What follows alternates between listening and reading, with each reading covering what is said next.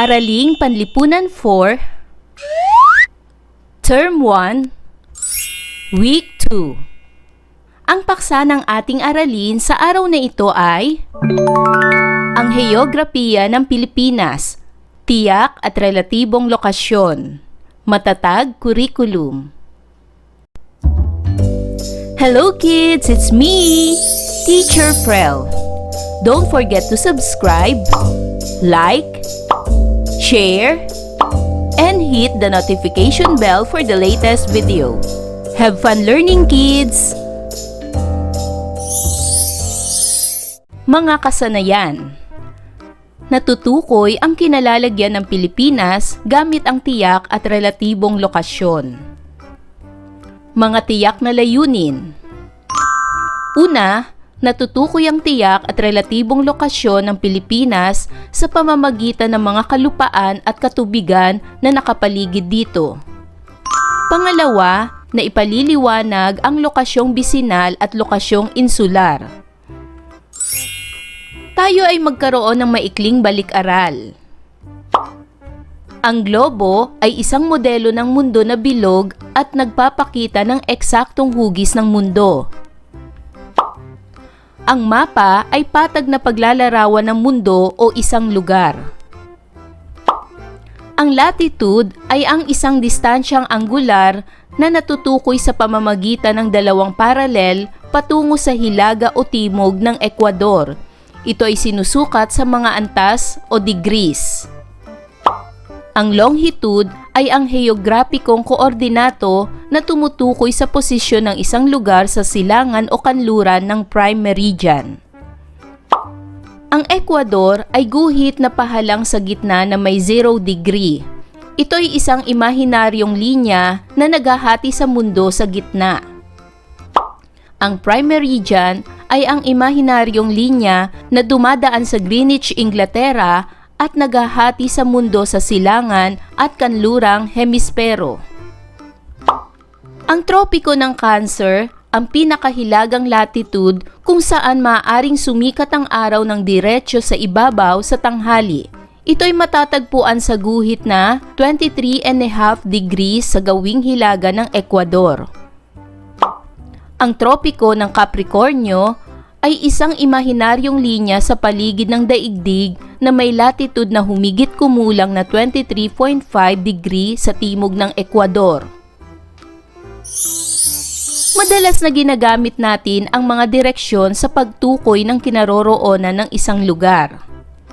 Paano makatutulong ang kaalaman sa pangunahin at pangalawang direksyon sa pagtukoy sa absolute o tiyak at relatibong lokasyon ng isang lugar? Ano nga ba ang tiyak na lokasyon? Ito'y nakabase sa latitude at longitude ng isang lugar. Ito ay itinatakda sa pagtiyak ng eksaktong lokasyon ng kabisera nito sa pamamagitan ng latitude at longitude. Ang tiyak na lokasyon ng paraan upang matukoy ang eksaktong kinaroroonan ng isang bansa o lugar gamit ang sistemang grid. Ano naman ang relatibong lokasyon? Ang pagbibigay ng direksyon ay ibinabatay sa mga katabing lugar nito. Ang pagbibigay ng lokasyon ay batay sa posisyon ng lugar. Ang relatibong lokasyon ay tumutukoy sa posisyon ng isang lugar batay sa nakapaligid na kalupaan o bisinal at katubigan o insular. Ano naman ang grid? Ang grid ay ang lugar sa mapa kung saan nagtatagpo ang mga guhit ng latitude at longitude. Sistemang grid. Ito ay pagtukoy sa lokasyon ng isang lugar o bansa sa pamamagitan ng pagtatagpo ng guhit latitude at longitude. Kaugnay na paksa bilang isa. Tiyak o absolute at relatibong lokasyon. Pagtukoy sa tiyak at relatibong lokasyon. Upang lubos ninyong maunawaan ang ating aralin sa araw na ito, panoorin ang video tungkol sa tiyak at relatibong lokasyon. Hanapin ang pamagat nito sa YouTube. AP5 Unit 1, Aralin 1, pagtukoy sa tiyak at relatibong lokasyon, pagbasa ng mapa, o maaari ninyong bisitahin ang link na ito. Pagtukoy sa tiyak at relatibong lokasyon, gamit ang mga sumusunod: parallel at meridian. Ang mapa at globo ay ginagamit sa pagtukoy sa mga lokasyon sa daigdig. Ang mga imahinasyong guhit tulad ng latitude o parallel at longitude o meridian ay naghahati sa daigdig upang mas madaling tukuyin ang lokasyon at unawain ang heograpiya. Nabubuo ang malaparihabang espasyo o grid tulad sa pagtatagpo ng parallel at meridian. Ginagamit ito upang matukoy ang tiyak na lokasyon. Ang grid ay mga guhit na pahalang at patayo. Bumubuo ito ng mga espasyo sa kahon. Ginagamit ito para matukoy ang eksakto o tiyak na lokasyon ng isang lugar. Ang tiyak na lokasyon ay ang eksaktong posisyon ng isang lugar. Ginagamit ang latitude at longitude para matukoy ito, para itong address ng isang lugar sa mundo.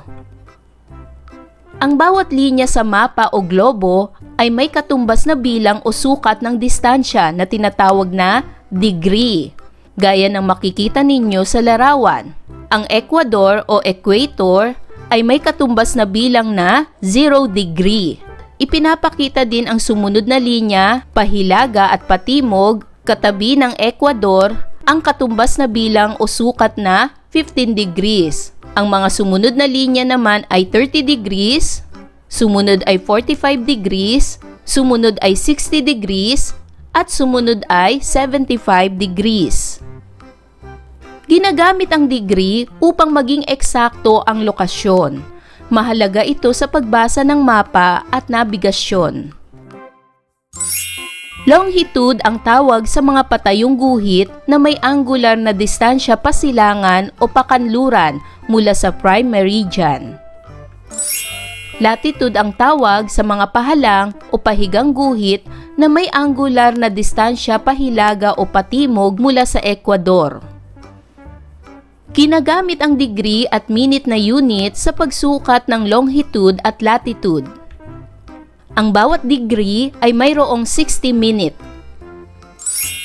May dalawang paraan ng paglalarawan ng lokasyon ng bansa. Ito ay ang insular at bisinal. Insular ang tawag kung ang paglalarawan sa lokasyon ay batay sa kalapit na anyong tubig. Bisinal naman kung ang batayan ay ang mga katabing anyong lupa. Ang relatibong lokasyon ay tumutukoy sa posisyon ng isang lugar batay sa nakapaligid na kalupaan o bisinal at katubigan o insular. Kapag sinasabi nating relatibong lokasyon, tinutukoy natin kung nasaan ang isang lugar batay sa mga kalapit nitong lugar o bansa. Ang relatibong lokasyong bisinal ay tumutukoy sa kinalalagyan ng isang lugar batay sa mga kalupaan o bansang nakapaligid dito. Mapa ng Pilipinas. Ito ang mapa ng Pilipinas. Sa mapa, makikita ang mga pulo, lalawigan, rehiyon at mga anyong lupa at anyong tubig. Ang mapa ay ginagamit upang matukoy ang lokasyon, direksyon at mga anyong lupa at tubig ng isang lugar. Para matukoy natin ang lokasyon ng Pilipinas, mahalagang malaman ang mga pangunahing direksyon. Ang mga pangunahing direksyon ay hilaga, silangan, timog, at kanluran. Ang hilaga ay north, ang timog ay south, ang silangan ay east, at ang kanluran ay west. Ang hilaga ay ang direksyon na nasa itaas ng mapa. Ang timog ay ang direksyon na nasa ibaba ng mapa. Ang kanluran ay direksyon na nasa kaliwa ng mapa. At ang silangan ay ang direksyon na nasa kanan ng mapa. Pangalawang direksyon. Ito ay ang Hilagang Silangan, Timog Silangan, Timog Kanluran, at Hilagang Kanluran. Halimbawa, ang Taiwan ay nasa hilaga ng Pilipinas at ang Indonesia ay nasa timog. Ginagamit natin ang mga direksyon para mas malinaw nating matukoy kung nasaan ang isang lugar. Kaya mahalaga ang direksyon dahil tinutulungan tayo nitong malaman kung nasaan ang isang bansa batay sa mga katabi nito. Matutukoy ang relatibong lokasyon ng Pilipinas ayon sa bisinal sa pamamagitan ng pagtukoy sa mga bansa o kalupaang nakapaligid dito gamit ang mga direksyon tulad ng hilaga, timog, silangan at kanluran. Ang Taiwan ay nasa hilaga ng Pilipinas. Ang Palau ay nasa timog. Ang Vietnam at Cambodia ay nasa kanluran. Ang Guam naman ay nasa silangan ng Pilipinas. Compass Rose. Ang compass rose ay simbolo sa mapa na nagpapakita ng mga pangunahing direksyon tulad ng hilaga, timog, silangan at kanluran.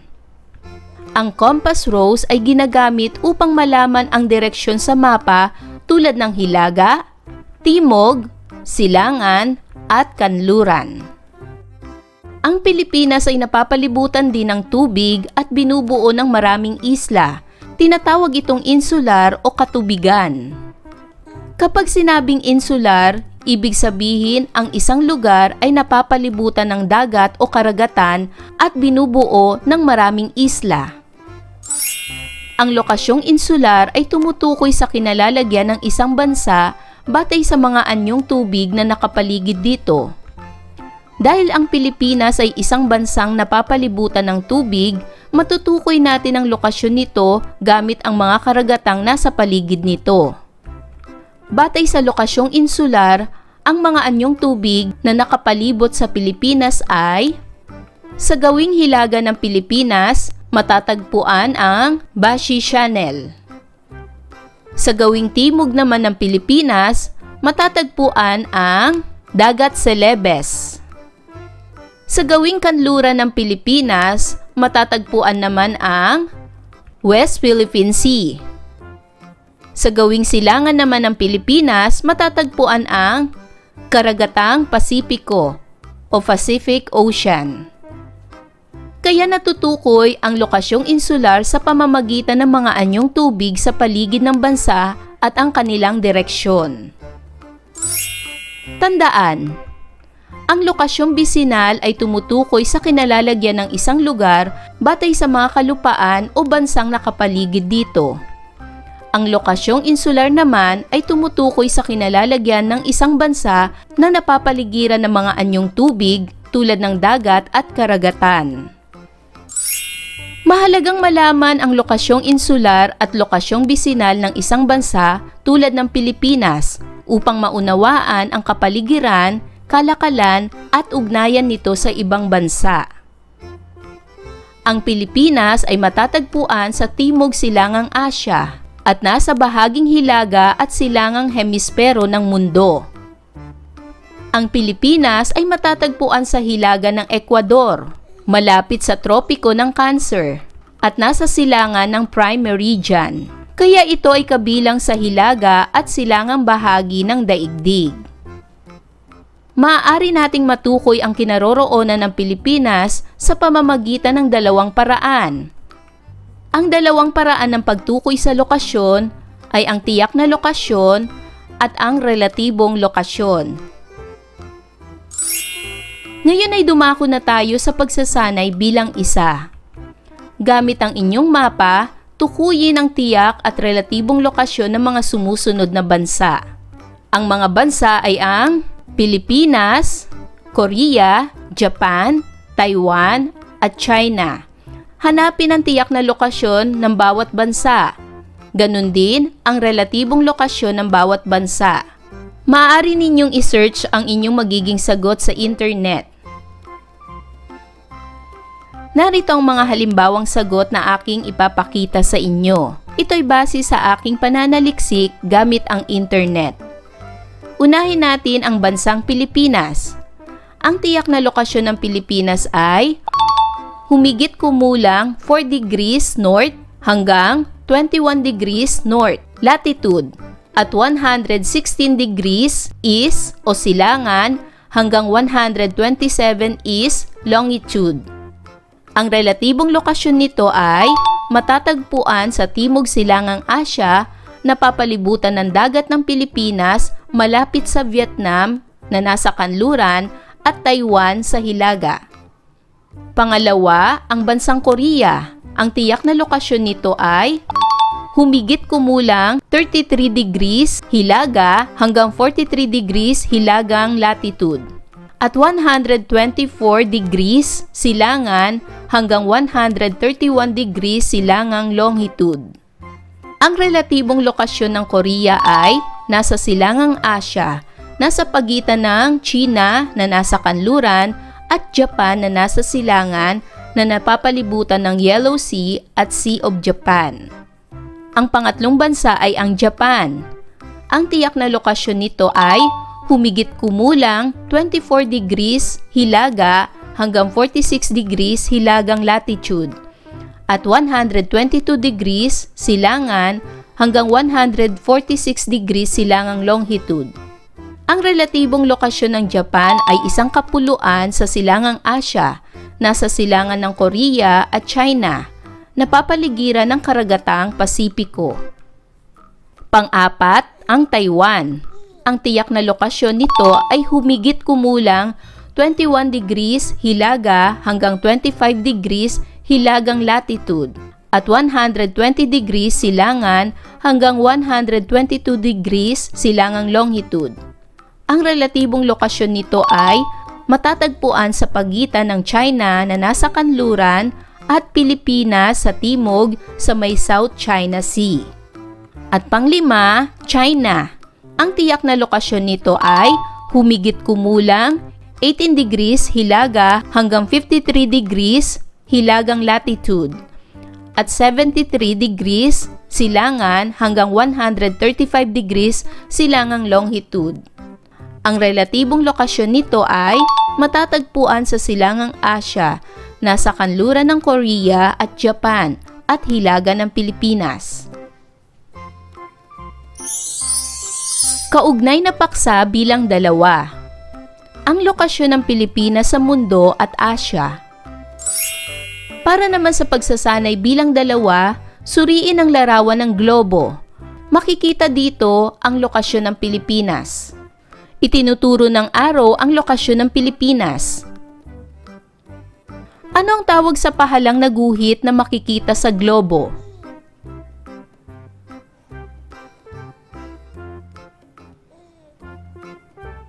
Tama! Ang pahalang na guhit na makikita sa globo ay tinatawag na latitude. Ano naman ang tawag sa nakatayong linya?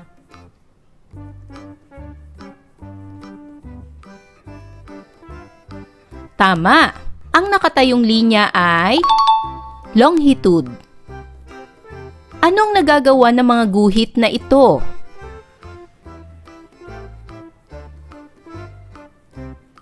Tama! Ang mga guhit ay nakatutulong sa pagtukoy ng kinalalagyan ng isang lugar. Para naman sa pagsasanay bilang 3, sagutin ang mga sumusunod na tanong.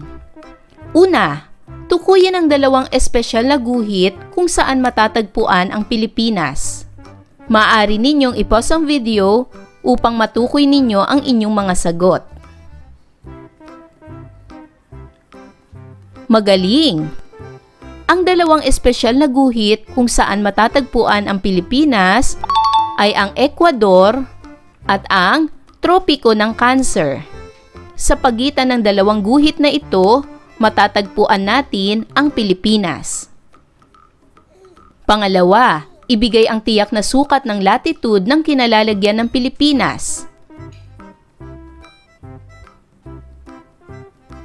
Ang tiyak na sukat ng latitude ng Pilipinas ay nasa pagitan ng 4 degrees at 21 degrees latitude. Ito ay nasa pagitan ng dalawang espesyal na guhit, ang Ecuador at tropiko ng Cancer. Pangatlo, ibigay ang tiyak na sukat ng longitude na kinalalagyan ng Pilipinas. Ang tiyak na sukat ng longitude ng Pilipinas ay sa pagitan ng 116 degrees at 127 degrees longitude.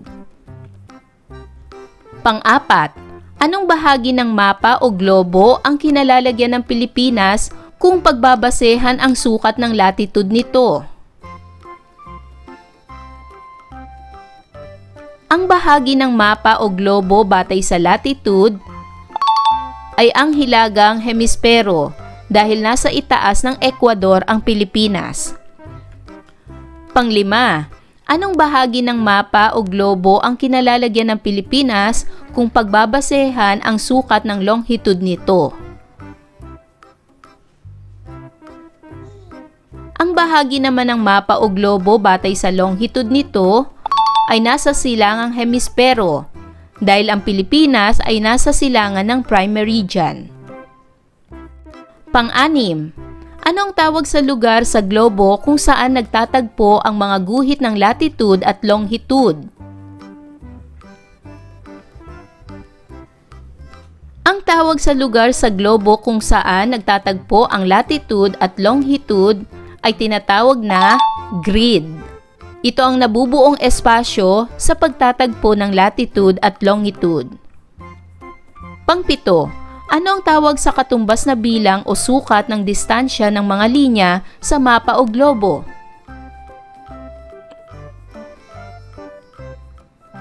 Tama! Ang tawag sa katumbas ng bilang o sukat ng distansya ng mga linya ay tinatawag na degree. Pangwalo, ano ang tawag sa lokasyon na tinutukoy sa pamamagitan ng paglalarawan sa kinalalagyan ng pook batay sa mga karatig na anyong lupa at anyong tubig?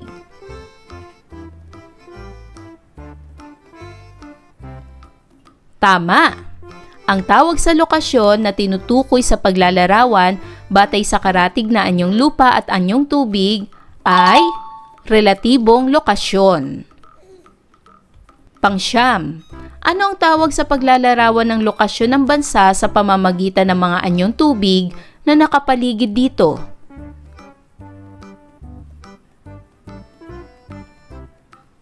Tama! Ang paglalarawan ng lokasyon gamit ang mga anyong tubig na nakapaligid dito ay tinatawag na insular.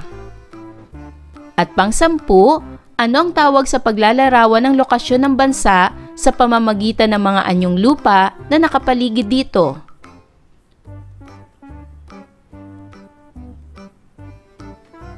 Tama! Ang paglalarawan ng lokasyon gamit ang mga anyong lupa na nakapaligid dito ay tinatawag na bisinal. Para naman sa pagsasanay bilang 4, punan ng tamang sagot ang talaan. Sa unang kahon ay ang pangalan ng bansa. Sa ikalawang kahon ay ang tiyak na lokasyon ng bansa. Sa ikatlong kahon ay ang relatibong lokasyon ng bansa sa pamamagitan ng insular at bisinal. Narito ang halimbawa. Halimbawa, ang bansang Pilipinas.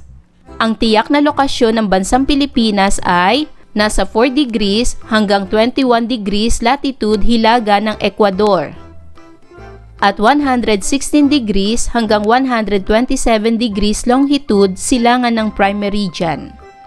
At ang relatibong lokasyon, base sa insular, matatagpuan sa hilaga ng Pilipinas ang Channel ng Bashi. Sa timog naman ng Pilipinas matatagpuan ang Dagat Celebes. Sa bahaging kanluran ng Pilipinas matatagpuan ang Dagat Kanluran o West Philippine Sea. At sa silangan naman ng Pilipinas matatagpuan ang Karagatang Pasipiko o Pacific Ocean. Ang relatibong lokasyon naman base sa bisinal nito, sa hilaga ng Pilipinas matatagpuan ang Taiwan.